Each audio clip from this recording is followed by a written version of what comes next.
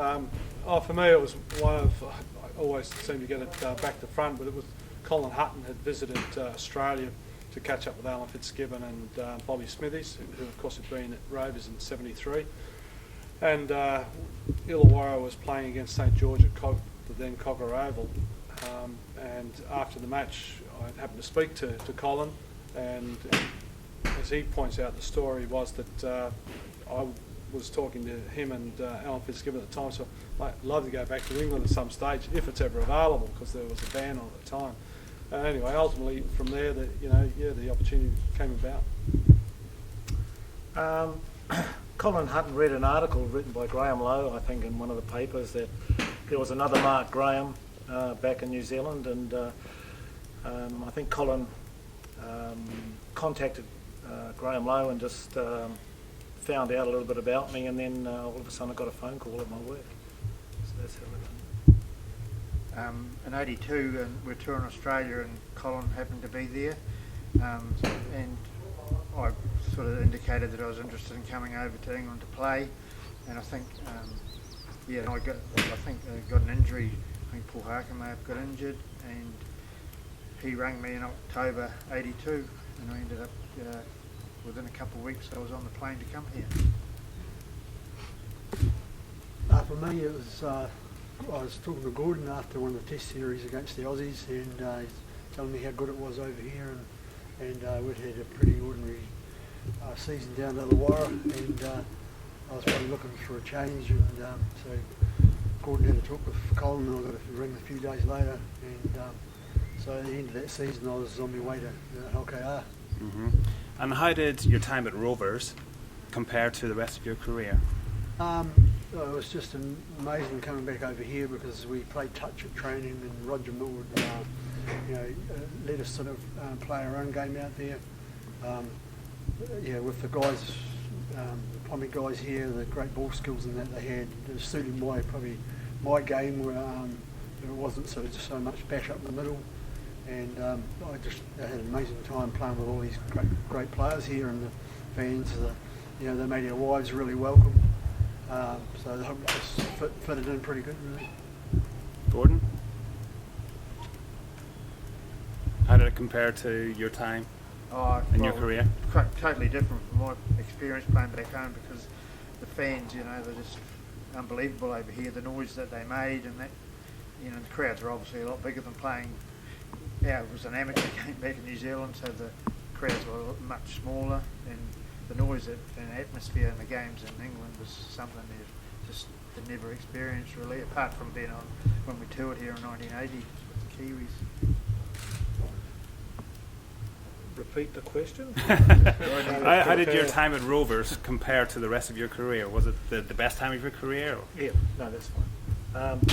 It was the best time of my career, and I didn't actually realise it at the time, and it's only when you look back on your career and you see how it all unravelled, and it was definitely one of the best times of my career. And I think the thing I probably liked about it the best is obviously our success would be one of them, but also playing with the likes of John and Michael and all the other players in the Rovers team that it was just about an international side, to be honest, and Mark and just the whole lot of them, David Hall and just Gary Clark and just everyone. Mm-hmm. John? Yeah, look, for me the comparison was almost incomparable. I guess the one that stands out is that it was such a successful period to be there, and the coming from Australia, it was one of, yes, we'd had some wins down there and was involved with some terrific teams as well, but coming to a team, as the other guys have mentioned, the quality of the player, the internationals, the number of internationals within the playing team was phenomenal, and something which you could go out and then, as Mark rightly said, just play football to your natural ability, and that was a good thing about Roger Millwood as coach. He allowed you to use your natural instincts on the pitch, and he didn't pull you back into just all this regimented stuff that happens, and you could offload the ball. If you made a mistake, yeah, you had to make up for it. But one, it goes back to the brand of football, being in a quality team and being successful at the same time always makes it for a terrific time. But then, as the guys have pointed out again, the fact that that first derby game, I guess, is probably the one thing that really stands out in the back of my mind of, about 15,000 out there, but it sounded like there was 100,000 out there when you got out there, and the singing and the chanting by the supporters against each other versus the two teams against each other was an amazing element of that period of time. And it's versus what happens in Australia with, we get a lot of yahoos and things like that, but it's very, very different, but one of the most fantastic times of my life. We'll come to the derbies again in a minute, Yeah. but Mike, what was it like having these guys around you in the same team? It was tremendous. I mean, their attitude of professionalism. I know Gordon said they were amateur, but they're also playing for New Zealand and Australia, and the professionalism that they brought to the club, it rubbed off on most of the youngsters, and it was just tremendous. And I know they're humble guys, but they really, showed us how to carry on. There was none of this, and plus with Roger, there was none of this drinking sort of like culture. It was all about the game and for the fans. You mentioned Roger there. He brought you all together. How influential, how great a person, coach, player was Roger? Yeah, well, he sort of made it fit together. Just the style of training that we had, and you don't get many jokers like Roger. I hadn't had any guys like Roger as a coach. He was always easy to talk to. If you wanted to have a word with him about anything that was happening on the side or whatever. Not that we had too much anyway, because we were winning most of our games, so it was become pretty easy. I think we had a really good coaching staff with Roger and Jed, John Moore. and Johnny Moore. They all fed off each other as coaches, and they all brought their own little idiosyncrasies to the training. And Jed was more school teacherish, Roger was more international, and Johnny Moore was just a gentleman, and just brought everything together. Yeah, well, I found Roger really good, and he was sort of quite a legendary player, so I knew about him before I came here. But when Mark mentioned about touch, we did play quite a bit of touch when we warmed up for training quite often, and he used to participate in the touch games that we played, and you could just tell that he was a great player because of the time people just stood off him for some reason. Great players have a little bit of extra time, and you could just tell in the games of touch that he was a class act. And obviously he was the same as a coach. Gary? Yeah, well, Roger was a great coach. He's probably one of the best coaches I was coached by. He was really funny. He just fitted in the whole team really well, and just sort of gave a really relaxed attitude to us. And then it was up to us to actually put the game onto the field. I'd actually like to say that when you look at the front row that we had, because I always look at my front row whenever I have a team, and you look at Mark Broadhurst and Zook Emma and David Walker. I mean, what could you say about that front row? That was amazing, and when any of us guys are behind a team like a front row like that, that would have definitely made Roger very happy to have a front row like that. I think we were a bit frightened to lose the ball. As Gary alluded to, at the backs, when you've got Brody and probably Royalsock as well fits into that category, and Miller. They had to pack down again and try and win the ball again. So we're frightened to have to drop the ball. You'd get a pretty fair bollocking, wouldn't you? Yeah, that's right. The backs drop the ball, they'd be right into you. Especially if Wacky smiled at you. For me, Roger was a different sort of coach. He wasn't one of those out of the box. He was relaxed, and hence the humour that came from Roger at times. And as Gary rightly pointed, because he got involved in the pre-training warm-up activities such as touch and pass, and the qualities he did show, and he used to say, "Look, lads, you can do that too." And then, as Mark rightly said, he could do things that he wasn't able to do back in Sydney or possibly even with New Zealand that he could try here, and great offloader of the ball. And Gary was the same, and of course Gordon was that sort of busy player, but also had quality mindset to be able to put players through holes, and that.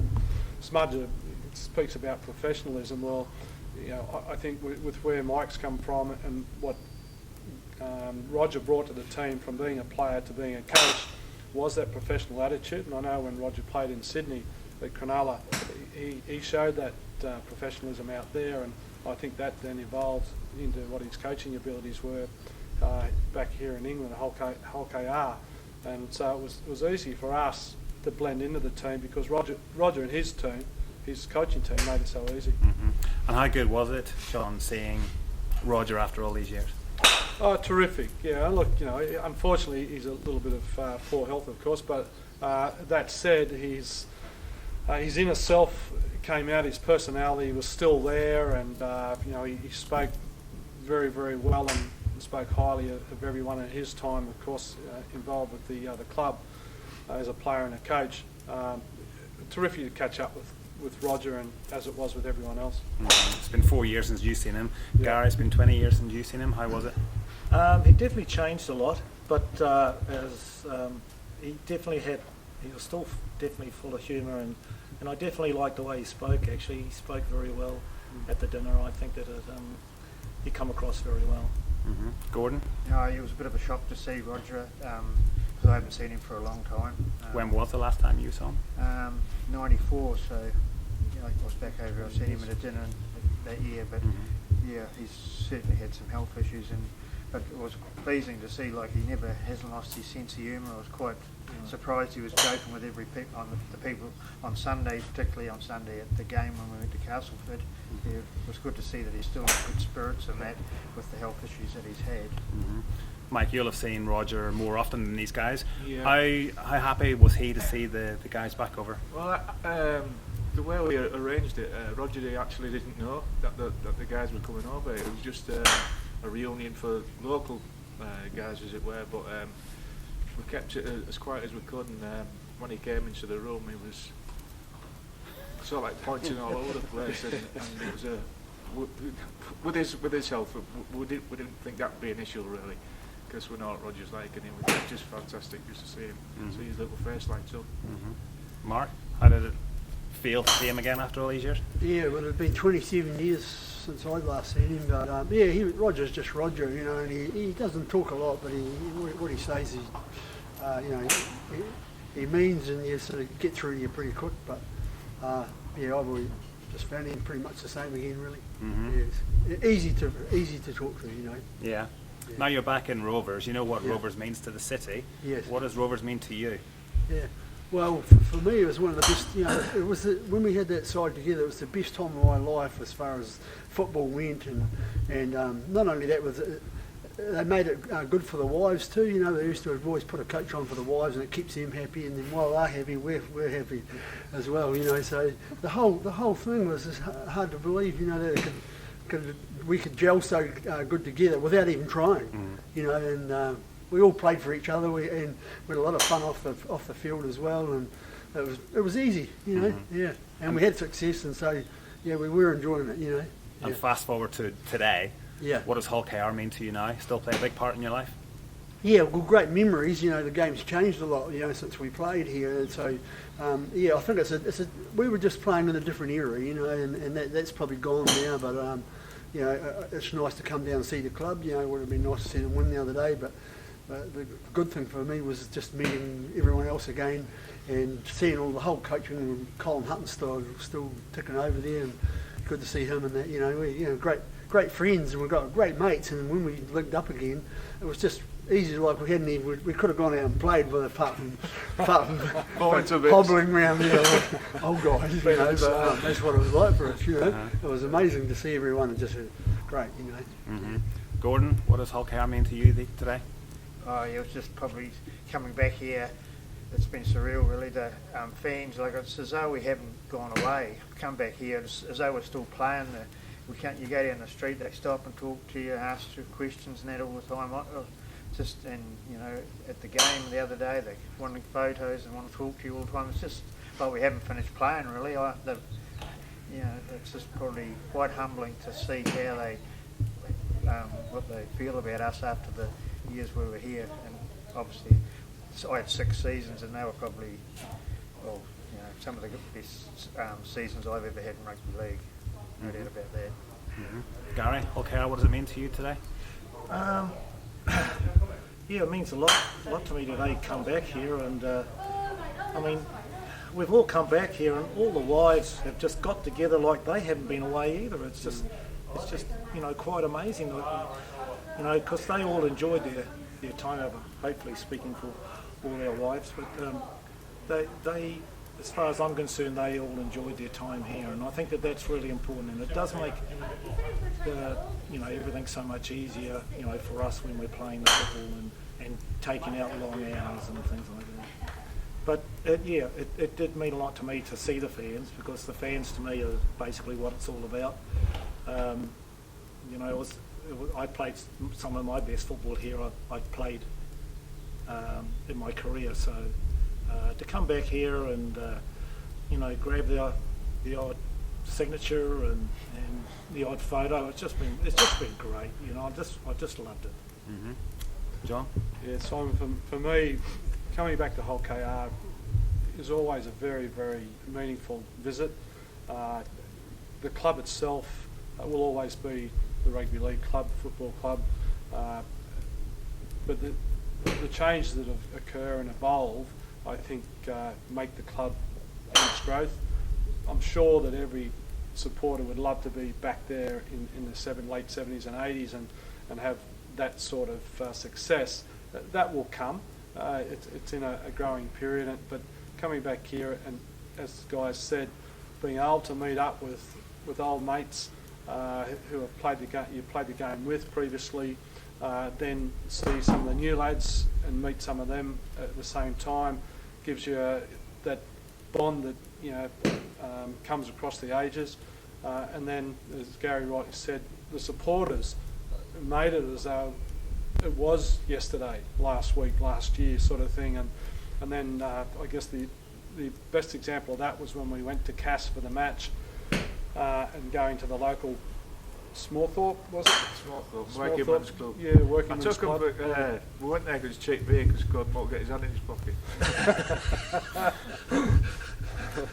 Yeah, but it was terrific, because it showed, going on the coach with the supporters versus how we did as players and wives, that they just love being a part of the club themselves, and I know that we all did, us 5, especially, you know, the foreigners. We just love being a part of this club. It was professional to start with, well run, well coached, and well loved by everyone, and just the ease of being able to integrate into Hull itself probably is that one of those special things. Mm-hmm. I'll ask you all what your fondest memory is of the 83-84 season. John, I'll start with you. Fondest memory, I would probably say 3 things. One was the ability to connect with my young family in a way that I wasn't able to at home, because of, you know, being an amateur or semi-professional at home, coming here to be a professional, and then being able to drop my children off at school and pick them up before we go training. Secondly was the opportunity to come back and enjoy rugby league again, versus the way it was heading towards. And as Mark rightly said, we played together in '83 at Illawarra, and it was a down a year, so it was an opportunity to get into a winning culture again. And thirdly, but most importantly, was that it was an opportunity to be in a club that was strong, that was successful, and it had great support all round from the whole district. It was fantastic, and being amongst a lot of mates, as it turned out, was very, very special. John, he only wanted one. You got 3. That's unfair. You can have the rest. On a personal note, I mean, it's just great being a part of the unit that we had, and that was probably good. But taking it from a personal note, when I scored my 100th try, I think they gave me a standing ovation, the fans. That probably meant more to me than a lot of other things. I just couldn't believe it, and I was actually took a big gulp and a step backwards at that particular time. So that was a big moment. Mm-hmm. Gordon? Well, the whole year was a highlight, but the personal highlight for me was probably lifted when we won the championship at League on that season. It was probably the highlight for me because the championship, week in week out, you play everyone home and away. So when we actually won the title, I thought that was my highlight of the year. And the celebrations that night, can you? Yeah. Well, I think we threw our jerseys away, if I remember rightly. It was a good bus trip home. Yeah. Why? No, just in respect to the fans, that followed us all over. And, Roger didn't have a jersey on, but I took his tank top off and slung that into the crowd as well. So it was all part of it, but it cost me a few more back to drive another one. Mike, what are your memories of that season? Me personally, like Gordon said, the championship was a fantastic achievement, and then to have that success, and then to have the whereabouts to go out and play in the Premiership and put it all together again. That was a second effort, a good second effort, and it was a fantastic game against Cass and a great result. Yeah, same for me. It was just when we won that championship game at League. I remember being up there with all the boys and all the fans are all around there and get your jersey and biff it into those guys and they really deserved it. It was fantastic. Yeah, and that was it. They were there to support us. And we were there. I was so happy to win a few championship after not winning for a long time. It was great. Fantastic. I think the fans that go away to the away games, like you rely on it. Yeah, they're special because you rely on it. They get you through some games, that when it's tough, the tough bit going, they spur you on, Mm-hmm. Simon, sorry, I should go back to the one answer then. Is this your fourth one then? This is my fourth one, yeah.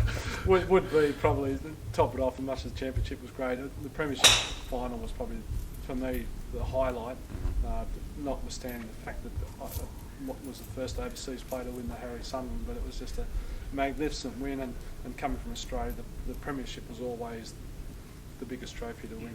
Mm-hmm. And the derbies, how do they compare when you played them to what you've seen now? Well, I guess I haven't seen a derby game for a wee while, not since I played, I guess.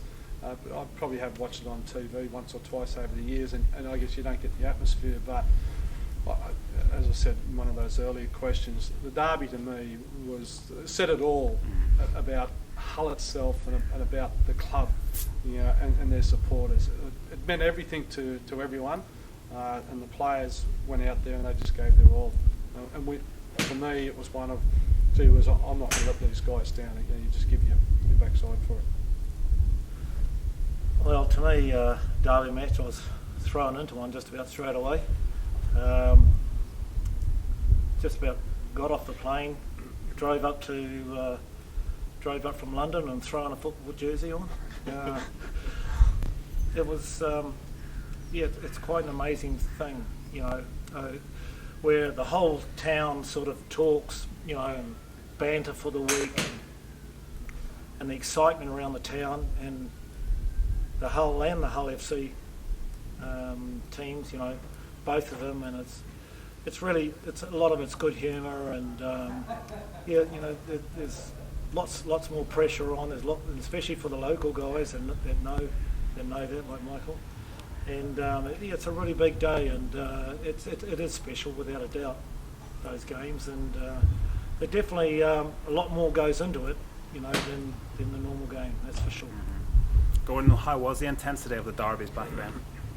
Yeah, the first one I played in was at the end of the '82 season, and we lost it. It was at the Boulevard, so it sort of I thought we didn't want to have that feeling again, because I remember from then on, the rest of the ones that I played in, that because the intensity was quite high, I was always going to give 150%, because you knew how much it meant to the fans and that, because it felt a little bit let down because the first one I played in we lost.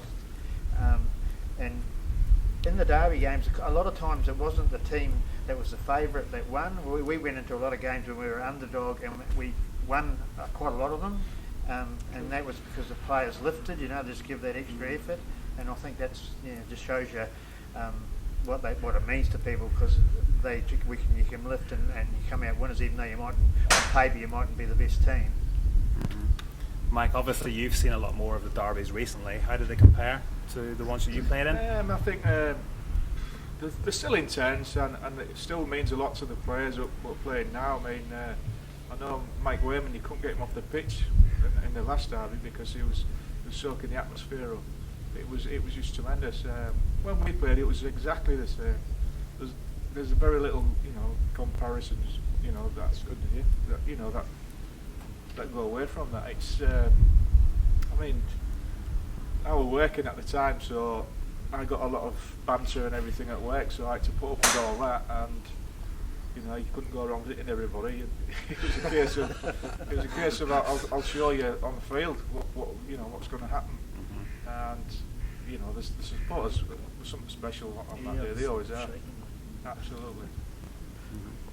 I think the good thing for me was that knowing I was playing against 4 other Kiwis out there on the black and white side, and we always got on really well with the other guys when we knew we were going to meet up after and probably go out for a few drinks, and so we just we certainly wanted to win that game, but so it was a great atmosphere, and I love those games, especially when they go and we beat them more than what they beat us, I think. Yeah, that's right. Yeah, During that period.